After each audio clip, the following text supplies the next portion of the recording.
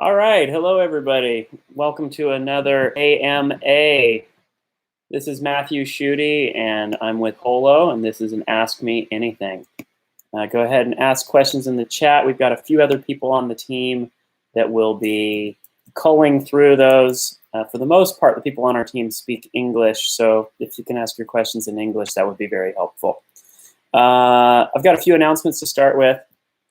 But first, the quick structure. We're going to do some intros, some announcements, some FAQs, and then we're going to get into the AMA. Let's start with some events. We've got an upcoming Holochain hackathon in Amsterdam in just a few weeks, September 21st through 23rd. That is at Impact Hub Amsterdam in the Netherlands. And we will go ahead and share the link to the Eventbrite in the chat. If you know good people that are looking at building Holochain apps, they want to create truly distributed applications, have them come join us. We'd love to help them get off the ground in creating working versions of ride-sharing applications, home sharing applications, chat applications, social media apps, the whole 9 yards. Also in November, we're going to have a Holochain week in Pittsburgh. That's going to be November 5th through 11th. At Carnegie Mellon University. We're going to have a number of speakers on collective intelligence, currency design, deep wealth, and of course, Holochain. There will also be a weekend workshop on how to design and build Holochain apps. So for those of you on the East Coast, or for those of you who are excited to go visit the East Coast, you can meet us in Pittsburgh that second week of November, 5th through 11th. If you're interested in having an event in your city, whether it's a meetup, a hackathon, something else, you can contact our events team at events@holo.host. That's EVENTS at HOLO.HOST. Or you can go onto our online chat community at chat.holochain.net and message @Greg, Greg. Also, if you're not already a member, you can join our Telegram at t.me/channel-holo. And I think that's about it for the announcements. So let's go ahead and start diving into questions. We've got a whole bunch of Telegram users that had asked this question. Does Holo, the org, control the price for Holo fuel purchased through the reserve account, or do the hosts? Corollary, do hosts set their price in, I will accept X amount of Holo fuel for this much hosting, or in, I will accept Holo fuel priced at X ETH/USD/etc., or both? My belief, and I would love to check with one of our engineers on how this is actually shaping up in the build out of Holo. But my perception is no, they're charging Holo for hosting. So users are setting price in hosting. Now that said, if somebody is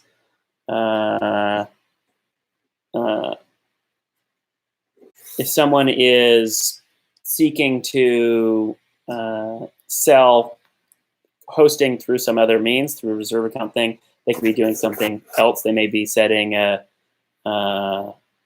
they could set up a slightly different architecture there, but the organization is not dictating that exchange rate. That's something that is set. The exchanges of hosting for Holo is being set by individuals who are offering hosting and then being able to come to agreement with people who are willing to pay for that hosting. At the same time, there are exchanges that will be happening about the movement of Holo to other forms of currency. So those are, neither of those things will be getting set by the organization. That's not, from my perspective, that would be really difficult for us to try to manage. It would be really difficult for us to try to peg some price and keep it there. Whereas having the community set those prices themselves becomes much easier from just an organizational perspective. Next question, Thomas says, can we prevent centralization with Holo? Assuming one big player buying all Holo ports or even producing own devices on a large scale, how would that be different from Amazon Web Services? So, a couple of issues here. One, let's just say Amazon deployed their resources. They've already got giant server farms, and they decided to start supporting Holo. Would they have some advantages? Yes. There would be, oh, I just saw some stuff disappear and I on my little dock, so, or maybe people were adding new things. Sorry, I'm just getting distracted by things jumping around on me. So, two things. One, the one big player would have some advantages, right? They might have, let's say, a cheap source of electricity nearby, or because they had created some specialized material, hardware, they might have a lower cost. They bought millions of units, right? So their cost of hosting dropped. And so it is possible that they would have some advantages. At the same time, our expectation is there's going to be a diversity of hosting needs. Not all hosting is the same. Sometimes what you care about is cheap storage. Sometimes what you care about is quick, low latency, right? That there's a quick response. Sometimes what you care about is maximum uptime. You really want to make sure that there's never not a response. And usually you care about all of those, but you care about them in different proportions depending on your use. If I'm making use of some hosting basically for cold storage, right? I want to make sure that I've got a backup. I don't necessarily care how quickly that comes back. I'm wanting to make sure that if my other systems fail, I'm able to get something back. I'm able to get the backup. But I might really care about how cheap that is. So there are going to be a diversity of demands in the hosting ecosystem. And we think that it is, I'll frame it this way. In a peer-to-peer hosting marketplace where people are making use of spare capacity on devices that they purchased because they want to use them, right? They have their own laptop, for instance, and they're wanting to make use of that laptop to write emails and jump onto Zoom calls or trade cryptocurrency, whatever. And they're using some of the extra capacity to do hosting. Hey, Anders, I've got to ask you to not walk by. Sorry, buddy. They're doing some of the extra capacity to do hosting. It's going to be very difficult for someone who is paying the full cost of a device solely to sell it for hosting to underbid them. When you've got spare capacity, that's basically free, right? There's almost like a zero cost basis when that is spread across a whole bunch of people who just have some extra space on a laptop. Amazon is not going to have that advantage, nor will somebody who is just buying solely to host. So once again, I think there's we've architected this stuff in a way where there will not be the one dominant player that just wipes everybody else off the map. But I think it's going to be a much richer ecosystem. Okay. Richard says, hi, Matt. Can you touch on the dynamic supply of Holo fuel? Will Holo fuel be credited by Holo and or Holo ports/hosts, or exclusively by Holo ports/hosts for hosting power? I'm not exactly sure I understand what Richard is meaning here by credited, but the dynamic supply basically works like this. You've got a user. That user is interested in buying some hosting. You have a host. let's say that host has been hosting for 6 months at this point. They've established a pretty solid reputation in terms of their ability to deliver hosting services to others. That host sees the market rate of hosting going up. And one of the things they might do is choose to essentially pre-sell some hosting. They'll go, hey, you can buy my hosting down the line for this price. And they essentially issue an IOU. I owe you some hosting. And what they do is they underprice the existing market price. When they issue that, that puts downward pressure on the price of the overall system. And if this user finds that to be worth the risk, right, this cheaper price is worth taking the risk that this host isn't actually going to be able to deliver, then they go ahead and buy it. Yep, I think they're going to be able to deliver on that promise, that IOU that they're making.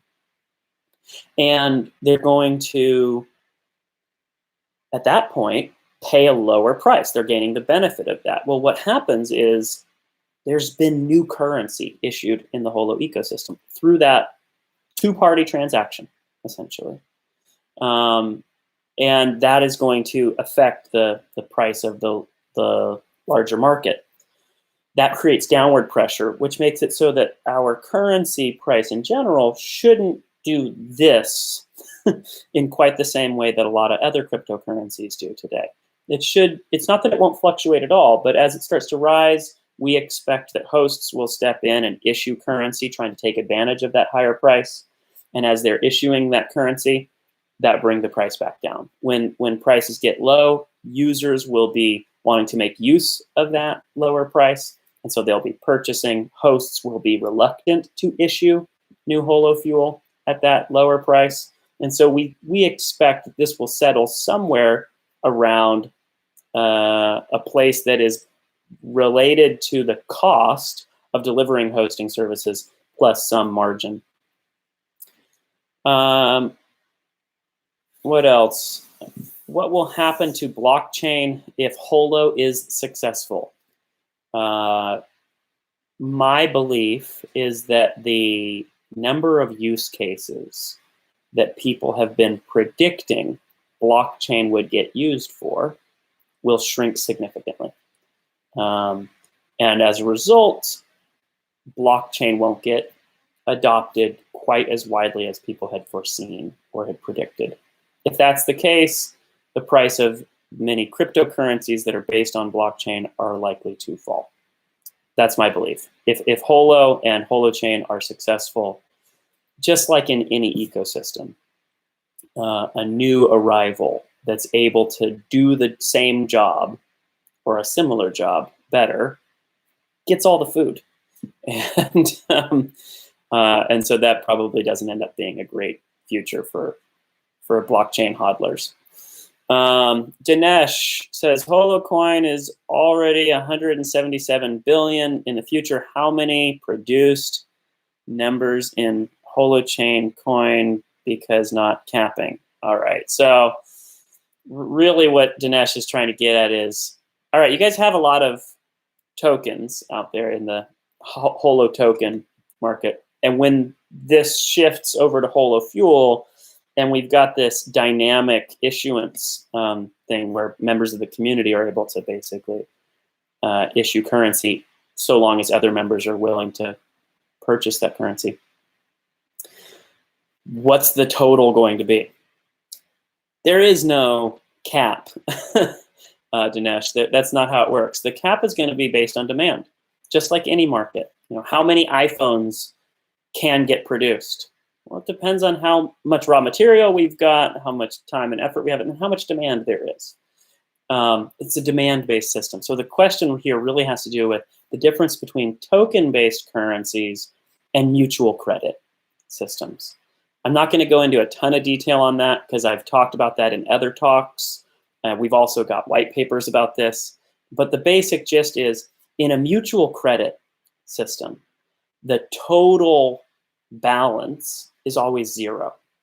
Because in a mutual credit system, you have not just the positive things that are issued, you have also negatives that show up in other accounts. So for instance, if you issue some holo fuel that I purchase from you, your account is going to go down and my account is going to go up. The total system-wide is always 0. But between us, we're making visible what has happened, right? You have essentially given me some holo fuel. And so there's a credit issuance happening here that is related to the credibility of the parties. That credibility is being determined by those parties, as well as the information that they have available from reputation stuff, things like your latency, your uptime, how much hosting you've done over the previous months, etc. So no, there is no fixed cap. It's not that kind of currency. If it were, we would end up having the same volatility issues that we're trying to get away from, in part because we want to have a currency that operates really well as a medium of exchange. We're trying to foster hosting activity, not just gambling on holo fuel. Now that said, holo tokens, the current currency that is an ERC20 token and is trading on the Ethereum blockchain and a bunch of exchanges, that currency is a token-based currency, right? So our currency right now is fairly volatile. I'm sure several of you have noticed that over the last few days, holo's gone up and down and up and up and down, and that's a token-based currency. They operate like that. When those holo tokens start getting exchanged for holo fuel, our mutual credit currency, we expect the behavior will be significantly different. So yeah, holo tokens, not a mutual credit currency. That's just a temporary coupon that is trading on the Ethereum blockchain. And that temporary coupon is exchangeable once we launch holo for holo fuel. Okay. Angel says, is it safe to say holo is building a new economy? Thanks, Angel. Our goal is not just to build a new economy, it's to enable a whole new way of working. So that's not just economics, because normally when people think about economics, they're thinking about dollars and dollar-type exchanges.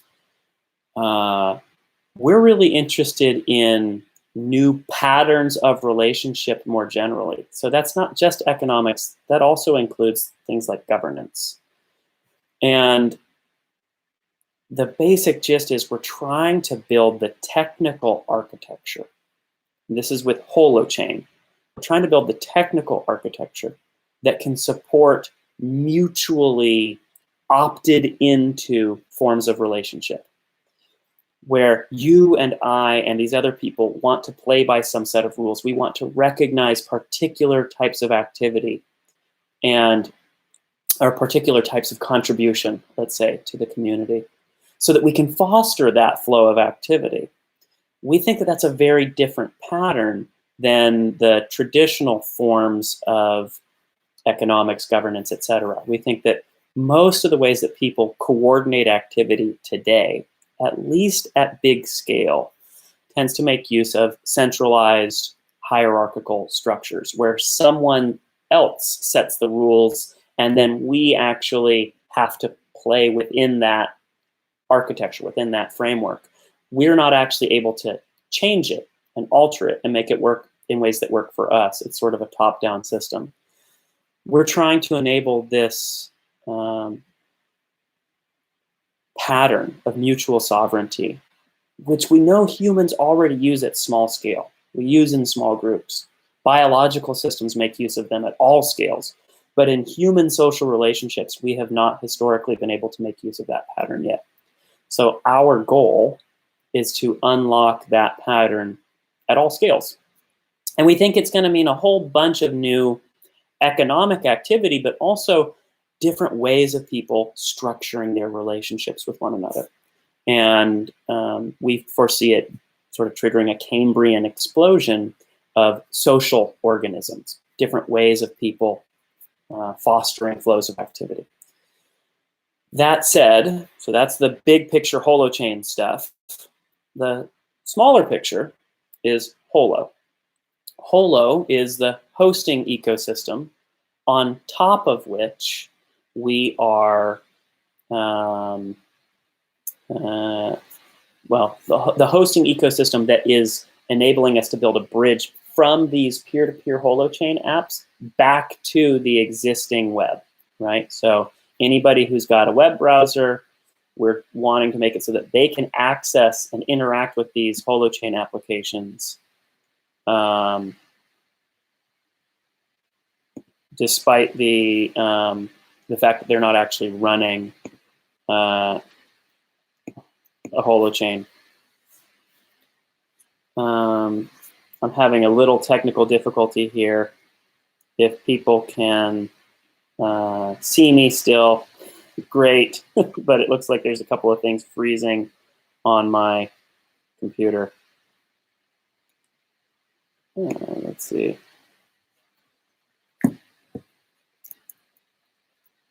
You can still see me? Okay. All right. All right. So let's see. Yeah. So Holo has a peer hosting, has its own economy, right? So yes, we are trying to foster that economy. Our goal there is to facilitate peer-to-peer web hosting. And we want that to be a really vibrant web hosting marketplace so that everybody in the world can interact with these new peer-to-peer Holochain apps. But that's just one new economy. The bigger play here is building a new architecture that can enable all kinds of new economies and new forms of governance, new ways of relating. Okay, Gamma Go says, will the Holo fuel swap take place in Q4 when Holo is in alpha? Seems risky, or will the swap take place in Q1 or Q2 2019? I don't actually have the answer to that. Now, we are aiming to get the alpha for Holo out the door by the end of the year, but I don't know whether we're going to be doing a swap then. My hunch is no. My guess is we're not going to be actually swapping Holo tokens for Holo fuel until we get to a beta of Holo. I could be wrong on that. Don't hold me to it. But that's my perception right now. And we're aiming to have a beta of Holochain out the door within the next couple of months. We're aiming to have an alpha of Holo by the end of the year.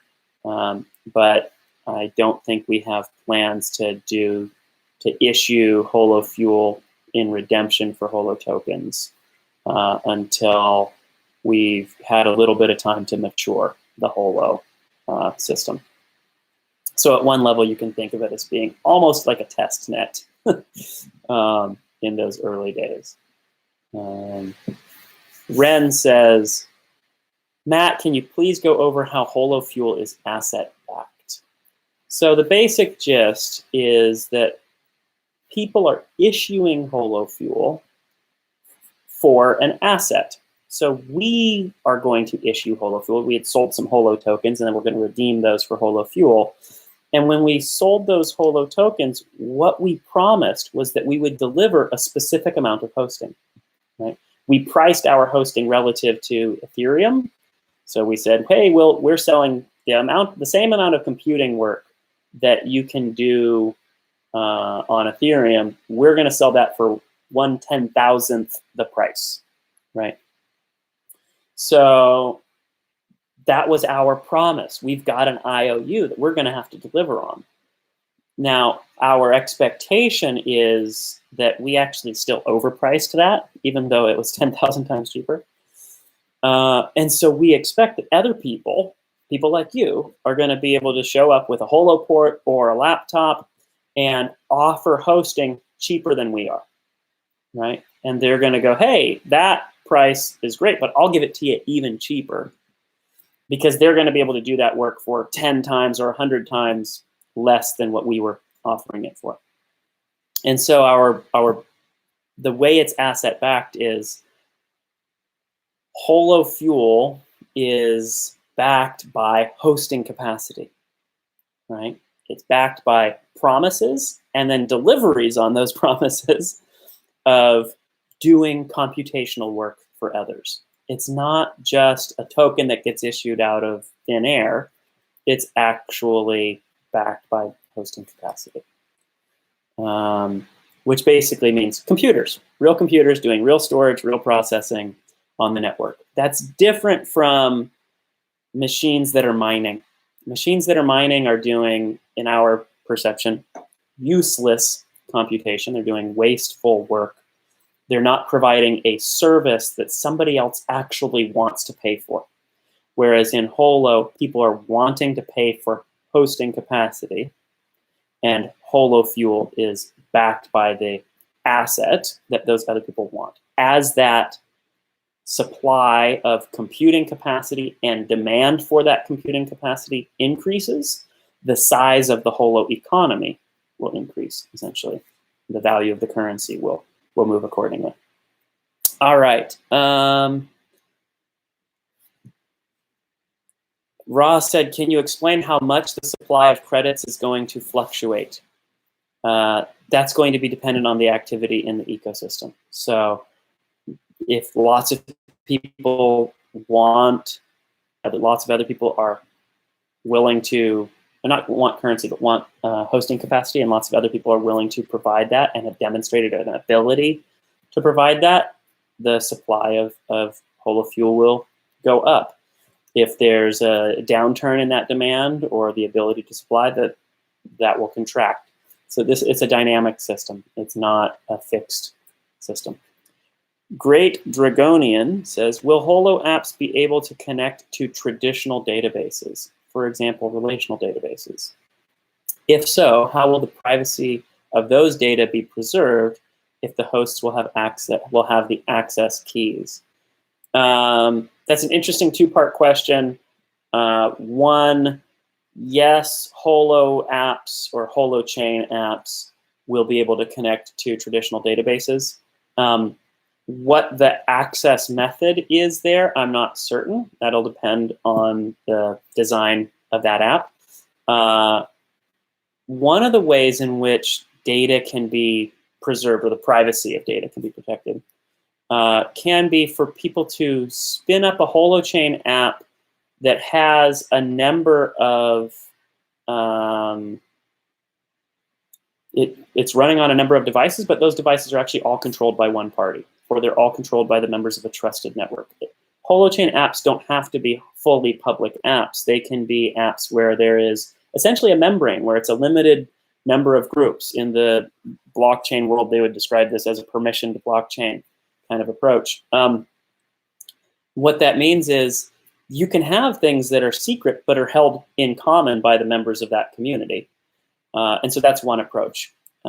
We expect that for applications like a peer-to-peer version of Slack, something akin to this will actually be how you do channels, that you would have one sort of larger application that is about this community making use of this chat platform together. But when you and I and 3 other people want to do a separate channel, that actually ends up being run as a separate Holochain app.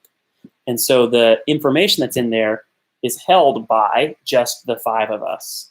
It's not held by everybody else. And so if there were secrets like keys to a database that were part of that, that may be a way that they were held. There's also other tools that people can make use of. For instance, it could be that that database isn't issuing keys, it's just got some API and people are making calls to it. There's a wide variety of architectures that I'm sure people are going to come up with, but the basic gist is Holochain apps can talk to other systems. How you structure that, you'll have to be mindful of, because the way I think of it is anytime you've got a Holochain app, the distributed hash table, the shared storage space, is basically a space that's accessible to everybody in there. And so you may want to actually create a separate Holochain app with a smaller community so that you can have a more limited sharing happening. There was a question in Telegram about what are your plans for the Asian community? So what are we looking to do in Asia? We're actually planning to do some meetups and hackathons next year in Asia. I know some of the folks on my team have asked me if I will go. I'm down to go. I've lived in Asia a fair bit for my life. I've lived in Korea, spent some time in Thailand, lived in Indonesia. And we are going to be doing some things in East Asia at some point. We're definitely going to be doing quite a bit of stuff in India. One of our early supporters is going to be basically helping set up a whole number of hackathons across India. So our approach is to try to support a global community building Holochain apps. But we are going to be paying a lot more attention to and visiting and trying to grow community in Asia significantly more in 2019. Telegram, do you really need to pass KYC just to have a HoloFuel wallet? Not sure about the question there, but for us in selling our Holo tokens, we had to have anybody who was purchasing from us do KYC. That had to do with our regulatory requirements around that. HoloFuel and HoloFuel wallets, I'm not going to comment on that. We're still architecting those things, and I don't really have an answer for you there. But the KYC stuff has to do with regulatory requirements in specific jurisdictions and the ability to do banking. So whenever you want to do banking stuff, whenever you're wanting to convert things back, the jurisdiction within which that banking is occurring will have their requirements in terms of KYC. For those of you who aren't familiar, KYC is know your customer. It's government regulations that basically say in order to do banking, you actually have to know certain identity information about the customers. How are the fuel transaction fees calculated, and will they be applied to all transactions or just hosting related transactions? So in Holo Fuel, the transaction fees are 1% or less. That's what we're promising. They will be applied to all transactions, not just hosting related transactions. Now we do have a difference in terms of hosting versus other activities in terms of what we, the Holo organization, are willing to redeem, right? So we're going to have some reserve accounts. We're going to be willing to take Holo Fuel and cash it out, essentially canceling that Holo Fuel, right? Like, we've issued it, our account's gone down, this person's account's gone up, it gets used for hosting, that host comes back to us and says, hey, I want to cash this out. We give them Ethereum or Bitcoin or US dollars or whatever the currency is that we're making use of at that time. Our anticipation is early on it will be mostly ETH, and over time we may expand into other currencies. But we will be willing to redeem Holo Fuel for other currencies when that Holo Fuel has been earned through hosting. When people have just done a Holo Fuel transaction for something else, I just transferred it to you, and off of the grid, not as part of this hosting thing, but you gave me a bicycle or something like that. Yes, there is a transaction fee. There's a 1% fee on that, just like there's for all of our transactions. But for those kinds of transactions, we wouldn't be willing to redeem that. Now, I think if that person then goes and pays for hosting with it, the host gets to redeem it. But for us, it's important that we're actually fostering the kind of activity that we are seeking to foster here, which is hosting. What does, somebody said, does the last A in AMA mean really anything? Well, it's an Ask Me Anything, and we're hoping that you're asking, we have so many questions here that we're trying to cover the ones that are relevant. So if people are asking about my personal life, for instance, probably not going to spend the time going into that because it's not relevant to the community. Many people asked, when is the Rust alpha coming out. We are not going to make a public announcement on that. We are aiming for it to be in the next few months. Until it's done, it's not done. This is software after all, but we're building actively on it. For those of you who want to check it out, you can go to our GitHub repos and take a look at the work that we've been doing on Rust. We're making solid progress, but until it's done, it's not done. Any new partnership announcements? Nope. We'll make announcements when we've got announcements. I don't generally make announcements through AMAs in response to questions. Every once in a while, I'll get a question. This will be sort of a general thing for those of you out there. Every once in a while, somebody will message me on Mattermost or send me an email, and they'll ask a question like, hey, Holo fuel went up, or Holo tokens went up significantly today. Is there any unannounced reason why? And the answer will always be, no comment. I'm I'm never gonna announce privately to somebody that we've done something and that's why Holo tokens are moving. In general, for those of you, I have no idea why Holo tokens change in price when there's not something that we've announced. My guess is somebody got excited about us, that somebody had a lot of money, they bought some tokens, and then all the weird things that happen with other people getting excited happen because it's the cryptocurrency markets. So Brooke says, I recently started to teach myself computer science and coding, and I'm wondering if you have advice for what skills or courses you think I should work towards to be prepared for a Scepter-based future. Wow, Brooks, that's awesome.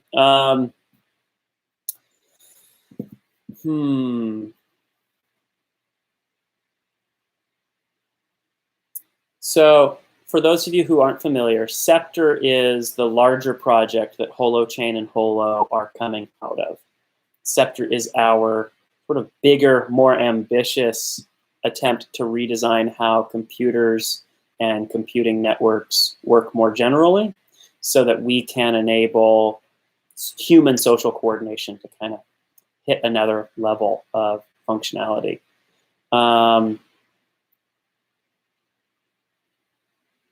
In addition to, I would say, Brooks, in addition to focusing on just building Holochain applications, because those are going to be some of the closest things to a Scepter future. So most Holochain things are getting built in JavaScript right now.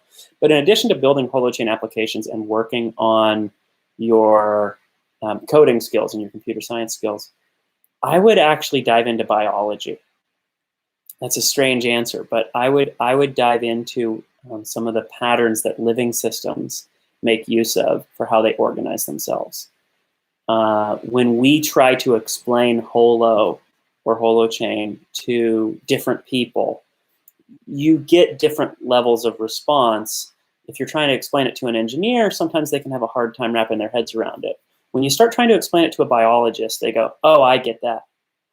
Because they already are familiar with the patterns of how an organism takes in resources and transforms them, and then it lets out or produces other resources. Scepter is based on that model. We're trying to take that same model. So I would, in addition to learning the computer science and coding stuff, and obviously getting practice building Holochain apps, I would dive into biology more deeply. Also, you can check out the documentation at dev.holochain.org or developers.holochain.org, and you can go onto our Mattermost and ask questions there. That's at chat.holochain.org or .net. Both of those will get you there. Chat.holochain.org, chat.holochain.net. Alexei says, what specifically connects you to Binance beside listing the Holo tokens? No answer there. We are listed on Binance. I'll leave it at that. Innocent formalities. Question 1, why does Holo think it can beat Ethereum while being on Ethereum? That's a funny one. So the Holo tokens are being traded on Ethereum. Holo will not run on Ethereum. Holo is going to be its own separate system run by the users of Holo. It's not a blockchain. It's run on Holochain. And when we launch Holo, we will be willing to redeem or recognize the purchases that have been made of Holo tokens. So whoever is holding a Holo token is going to be able to redeem that for Holo fuel. And when they do that redemption, it gets canceled. The ERC20 token gets canceled. It will no longer be usable. And all of a sudden, this person now has an account balance in Holo fuel that will run on a completely different system. So the short answer is we don't think we can beat Ethereum while being on Ethereum. We're going to be running a completely separate system. We just used the Ethereum blockchain for our fundraising, in part because that was the dominant way to do fundraising, right? That was how people were doing cryptocurrency fundraisers, was through an ERC20 token. Richard says, the potential for exchanges to build their distributed exchanges using Holochain, what are the pros and cons? Yes, there is potential there. I don't know all the pros and cons. I wish I did. I think the pros are, one, Holochain's a far cheaper infrastructure to make use of, right? The scalability, the speed, the cost, all of that stuff. The cons, I'm not sure about. I think the main thing is the way that people think about exchanges and transactions. They may need to alter how they're thinking about all of those things when they shift into a Holochain space. Paul says, so many Koreans and English speakers are asking about Mozilla. Maybe we should humor them with an update. Okay, so yeah, everybody, there's no new news on Mozilla. I'd say check back towards the end of the year or early 2019. When, just like with the Rust release, when we've got something, when it's out in the world, you'll see it. So I understand the desire, and for those of you who are here, not because you're excited to build Holochain apps, you're here because you are considering buying Holo tokens. I get it. You're trying to get information that will let you make a prediction about, are other people going to think this is a big thing? I understand, but that's not what we're solving for. We're actually trying to build. And so I'll leave it at that. Java for beginner. Would big players like AWS and their big infrastructure run Holo on them, again, centralized like Bitcoin? Okay, so this is a question that got asked earlier in the chat. The basic gist is, yes, big players could have some advantages. We think that unlike the blockchain world where there's actually no ability for small players to participate in mining, in the Holochain world and in Holo host, that kind of absolute concentration won't happen because there's people with normal machines are going to still have computing power that will enable them to earn a decent return. That's our belief. Richard Green, if Holo is the bridge to traditional web, is this a potential for a single point of failure? Good question, Richard. So for us, our take on it is we're building a bridge back to ordinary users, and that's a service that other people can use, right? People who are building and running Holochain apps can choose to use this Holo hosting marketplace for rewarding the existing members of their community for serving websites out to other folks, right? So existing members of their community serving websites to other folks. If they find that service to be useful, they think that 1% transaction fees and the fostering of all that hosting activity is useful, they'll use it. If it becomes really useful, lots of people will use it. But that doesn't prevent other people from being able to provide similar services. And the question was really about single point of failure. So no, I don't think that provides a single point of failure. The question that we used to get more often was, what happens if if we're really successful and Holochain takes over the whole world? Well, in 5 years or 10 years or 20 years, whatever the timeline is, if there is no longer significant activity in the traditional web, people will stop hosting. But 20 years is a long time. There's a lot of productive economic activity that can happen during that period. And so at some point, is it possible that Holo isn't needed anymore because the whole world has transitioned to this type of architecture? That's a possibility. I don't think that's happening in the next week or two. All right. What else do we have? How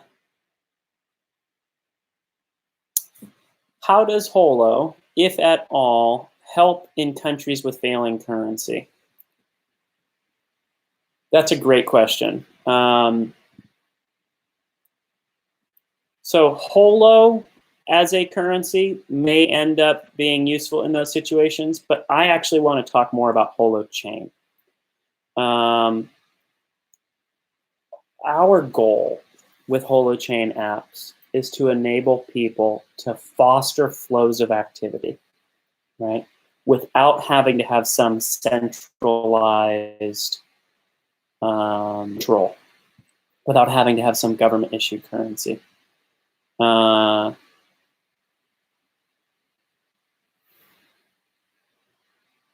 Oftentimes what happens when a country has a currency collapse is that you have lots of people in that community who have skills, who have capacity, but because they don't have a functional currency system, those skills and capacity don't get used. There's no flow of activity amongst the members of the community. We're trying to enable communities to foster those flows of activity without needing a government or other body to maintain the integrity of the currency system. And we're wanting that community to be able to decide for themselves what the architecture of their currency system is that they want to make use of.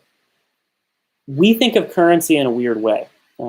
This all comes out of something called the Meta Currency Project. And for those of you who want to get geeky, you can go to metacurrency.org and check out our unusual take on currencies. We think of currencies as really being about making flows of activity visible. For a specific community that's wanting to foster a specific flow of activity, they need to make those activities visible. In our Holo hosting marketplace, we've designed the currency to make flows of hosting activity visible so that when people do hosting for others, they can get recognized for that later on, right? Others through this currency flow can go, oh yeah, you've done some good work elsewhere. And they can contribute to them, they can support them, or recognize them for having done that work. So our goal is to enable this bottom-up new pattern of currency generation and use. And so we believe that in communities that do have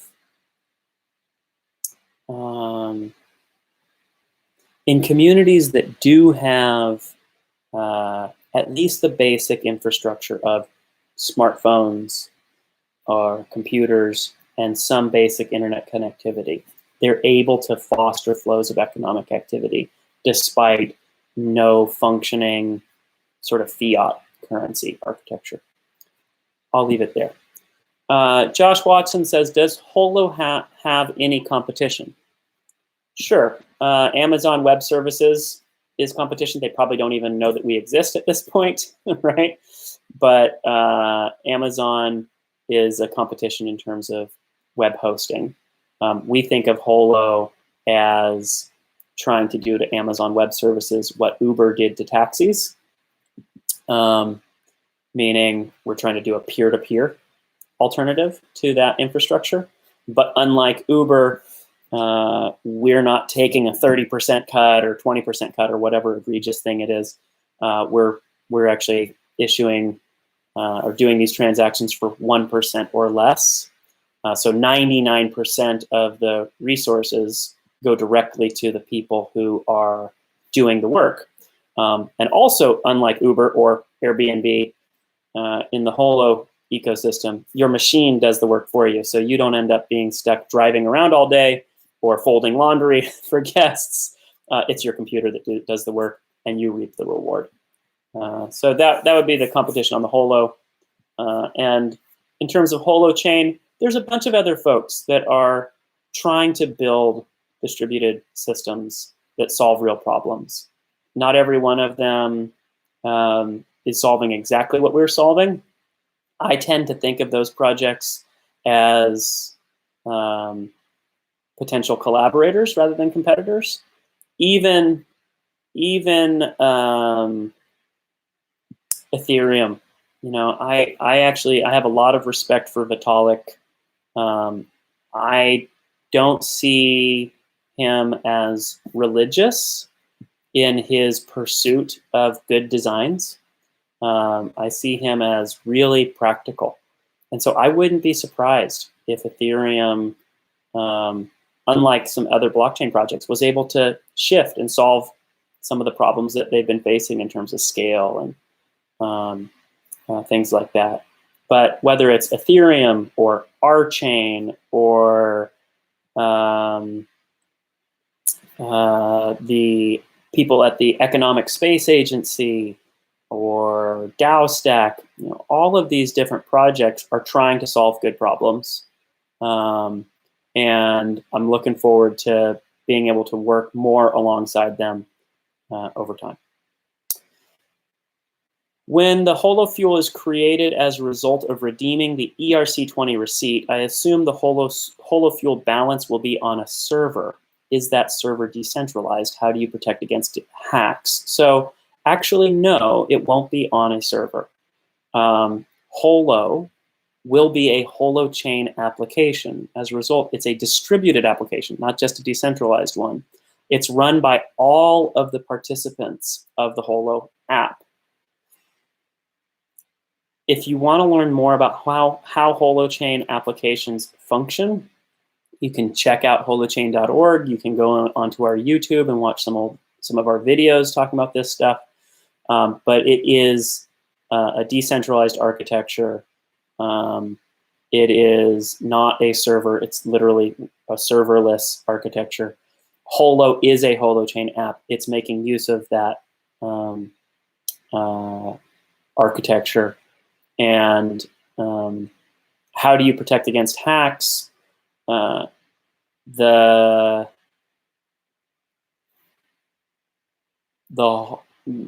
don't want to claim that I don't think there's any such thing as hack proof, but we're doing our best to build secure infrastructure. And one of the principles that we're making use of is CALM, C-A-L-M, consistency as logical monotonicity. For those of you who aren't familiar, go ahead and check it out. But that basically has to do with a bunch of different people holding on to records, those being held in immutable logs in hash chains.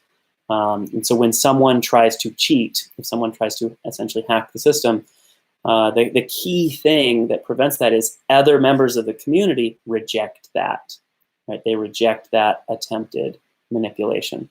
Now, that's not to say that there aren't other issues that could happen.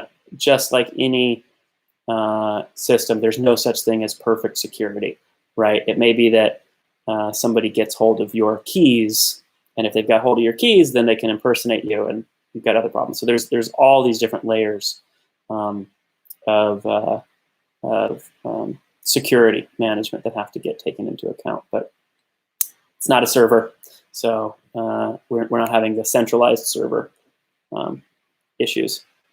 We've got about 5 minutes left. I'm going to ask the folks on my team to prioritize whatever they think are the most important things for me to cover. Let's see. Is it possible to be ineligible to be considered a host because of where I live and KYC requirements? No, not that I know of. Again, we will be figuring out those. There may be something about redeeming things in a particular way that would require some kind of KYC. Possibly, but that's a separate thing from being a host. And I'm assuming that there will be, just like there is right now with Holo tokens, there will be exchanges through which people can redeem that aren't just directly through us, the organization. Do you see new currencies built on Holochain enabling cities to reconfigure material flows, for example, energy, water, food, towards more circular metabolisms? This is Ross Air. Ross, yes, absolutely. In fact, we've got a part of our organization that's focused specifically on that. There's a part of Holo that is going to spin off into its own thing eventually, and that is what we're calling the Commons engine. And what we're trying to do is to make use of the same patterns that we are using to foster hosting activity. We're trying to make use of that architecture, that way of thinking, those tools to help foster other flows of activity, whether that's energy, clean water, local food production, food transforming vegetables and fruits and meat into more refined products, whether that's dried fruit. There's a company called Just One Organics that we're helping support in some of their work in that regard, or if you're doing things that aren't in those areas at all, but they have to do with elder care or ride sharing. So yes, our goal is to foster through different currency systems and just more general applications work, Holochain applications, currencies built on Holochain that really shift those flows. And I love the towards more circular metabolisms language that you used. Yeah, we're trying to create regenerative systems, but also generative systems. We're trying to enable people to build the applications that actually foster productive transformations of resources. If you dive into meta currency work, you'll see us talking about what we call deep wealth. And we think that different kinds of currency systems are needed to enable people to foster flows of activity that lead to richer or deeper forms of wealth. We don't think of wealth as just tokens or dollars. We think of wealth in terms of quality of life. We think of wealth in terms of clean energy and loving relationships and the ability to get the resources that you need in order to thrive. So, and we don't think there's a one-size-fits-all answer there. So we're looking to support a whole bunch of different projects with the underlying infrastructure. We've got a couple of questions left. Robert says, why would common people use Holochain and a new internet instead of our internet now? What would they gain that they don't have now? Robert, thank you so much. That's a great question. And I'll try to keep it brief because we are kind of at the end here. But there's two things that come to mind.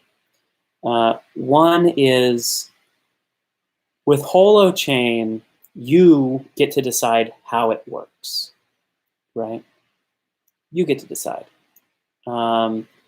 Today's internet, you get to play by somebody else's rules, right? You get to use Facebook the way that Facebook wants it to work. And in that context, you're not actually the customer, you're the product, right? So they're not operating on your behalf. They're not thinking about what's going to work well for this person. They're thinking about what's going to enable us to more effectively sell ads to advertisers. What's going to enable us to deliver eyeballs to advertisers that are attached to wallets, that are actually going to pay for those goods. That's a system that's not designed to serve you, right? It's a system that's designed to prey upon you. With Holochain, you get to decide how the application works. And if you don't like it, you can change it. If you want, you can extend it. You can sort of add some other functionality to it. You can take multiple applications and combine them together and make use of them in a way that maybe nobody else agrees to. Maybe there's nobody else in the world who is combining things in this particular way. But if it works for you, you can use it.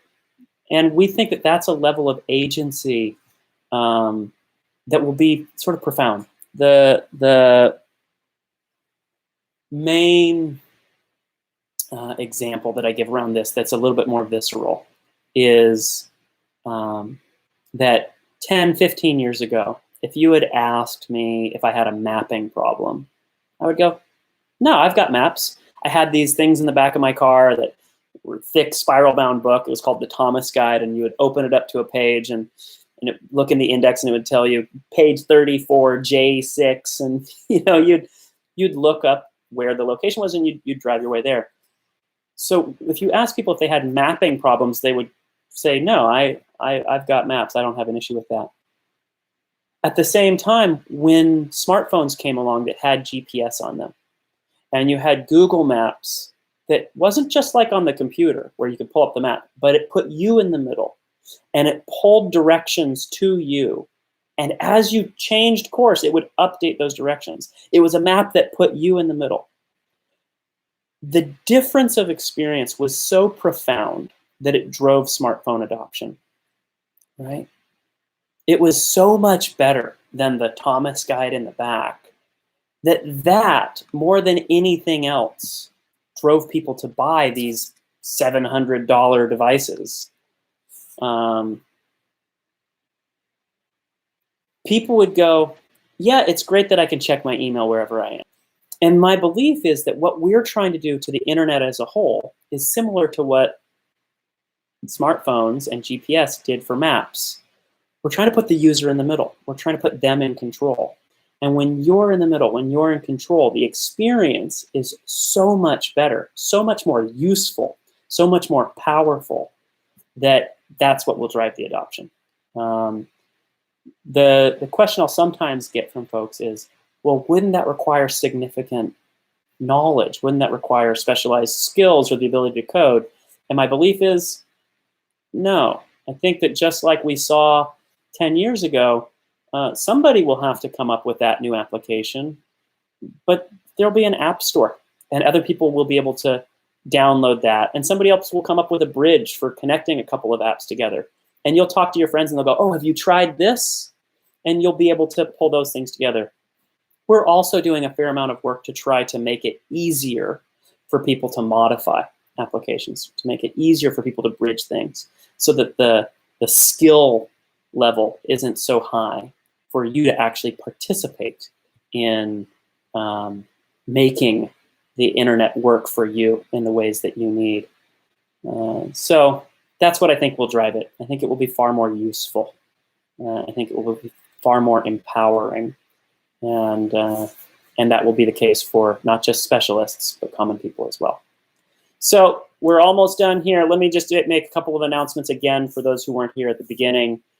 We've got some events coming up September 21st through 23rd in Amsterdam. If you're in Europe and you are excited about going to a hackathon, you want to learn more about this, you want to build applications, come to Amsterdam. We're going to be at Impact Hub Amsterdam, September 21 through 23. There's announcements on our website. We will have an Eventbrite up there as well. I think somebody has shared it in the chat as well.